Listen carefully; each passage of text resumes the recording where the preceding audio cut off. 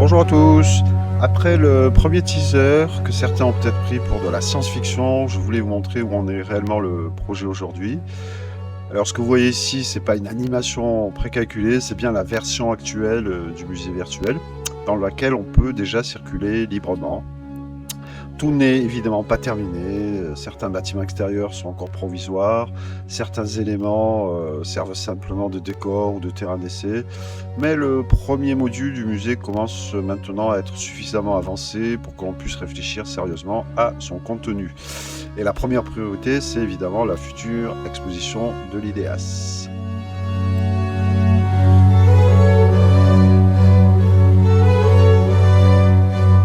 On entre dans le bâtiment par une première galerie de vitraux.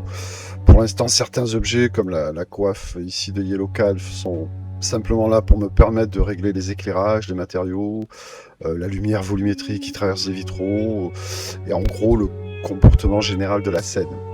Mais cette galerie pourra faire partie du parcours d'exposition. L'objectif, c'est pas de reproduire à l'identique un musée réel, il s'agit plutôt de profiter des possibilités du virtuel pour construire un espace cohérent, agréable à parcourir, mais qui puisse surtout évoluer facilement. Nous sommes maintenant dans la salle qui concerne directement l'IDEAS et ses anthropologues.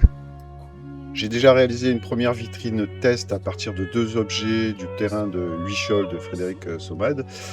Cette vitrine me sert à définir le principe général de présentation.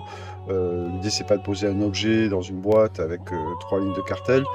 Ce qui nous intéresse dans cette démarche collective, et c'est l'idée centrale de cette expo, c'est que chaque objet puisse raconter un terrain d'anthropologue, une recherche, une histoire. Peu importe donc que l'objet soit complètement ordinaire ou très beau graphiquement, ce qui compte, c'est que les gens regardent l'objet et s'intéressent au travail anthropologique qu'il y a derrière. Autour de l'objet, on pourra donc associer un texte assez court, des photos, éventuellement un panneau plus développé, et des liens vers des publications ou des contenus complémentaires. Ce premier espace est conçu pour accueillir les 16 objets ou ensembles d'objets proposés par les membres du labo, et l'atelier Les Liens du Labo, qui est à l'initiative de ce beau projet. C'est donc ici que commencerait véritablement l'exposition collective. On ressort maintenant de la salle d'expo et on traverse la cour carrée. C'est une cour qui constitue l'espace central du premier module et qui relie les différents bâtiments. Elle n'est pas seulement décorative, elle permet aussi de donner de la respiration au parcours, de passer d'une ambiance intérieure à une autre et d'imaginer ensuite différentes circulations entre les futures galeries. On arrive ici dans le Patio Sponza, c'est un bâtiment un peu particulier parce qu'il me sert depuis le début de laboratoire grandeur nature pour la 3D. C'est un décor très connu des développeurs, des graphistes 3D, des game devs.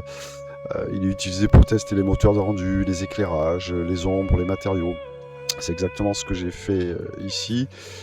C'est un patio qui m'a permis de tester les lumières directes, indirectes, les lumières volumétriques, etc. Les matériaux, les végétaux. Alors j'ai mis des cactus, des palmiers, des citronniers. Tout ce qui permet de donner à l'ensemble une ambiance crédible et très méditerranéenne. D'ailleurs, c'est une cour intérieure qui va rappeler à certains un patio qu'ils ont vu sur leur terrain en Italie, à Palerme, en Espagne, en Albanie ou je ne sais quel autre lieu méditerranéen, selon vos références et votre vécu personnel. En réalité, le patio Sponza, l'original, se trouve à Dubrovnik, en Croatie. Il pourra évidemment avoir ensuite une véritable fonction dans le musée, espace de réception, votre bureau personnel à l'étage si vous le voulez, rien n'est figé et tout est permis.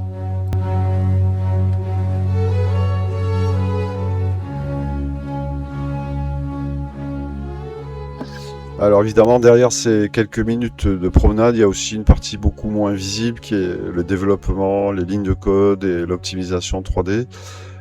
Une scène 3D peut très bien fonctionner sur une grosse machine, un gros PC, et puis devenir inutilisable dès qu'on la met sur le web. Il faut donc essayer de réduire le poids des objets. Par exemple, l'olivier centenaire là, qui a 1 million de feuilles, c'est peut-être un petit peu trop. Il faut optimiser les textures, les éclairages, les calculs, tout en essayant de conserver une qualité visuelle correcte. L'objectif, c'est pas simplement que ça tourne sur mon PC, il faut que le musée puisse tourner correctement dans un navigateur web, sur un Mac, et évidemment sur des supports mobiles, des tablettes, des iPhones, des iPads, etc. Donc ça fait partie, c'est une partie importante du travail du développeur.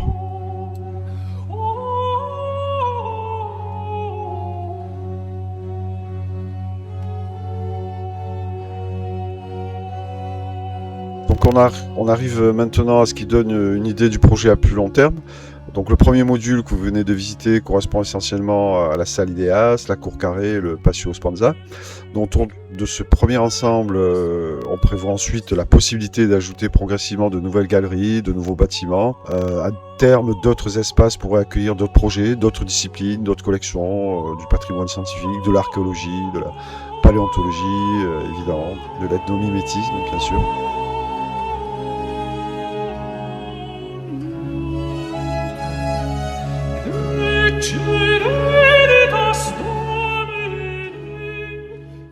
Et naturellement, si nos instances trouvent que tout cela mérite d'être soutenu et développé avec de nouveaux partenaires, ça sera bien sûr avec grand plaisir, parce que je dois l'avouer, c'est quand même extrêmement agréable à imaginer, à construire. Et au-delà du plaisir de construire, ce projet me semble surtout intéressant parce qu'il permet de mettre en relation la recherche scientifique, les objets, les cultures, les disciplines entre elles, mais aussi l'enseignement, la médiation, le partage des connaissances auprès de publics beaucoup plus larges.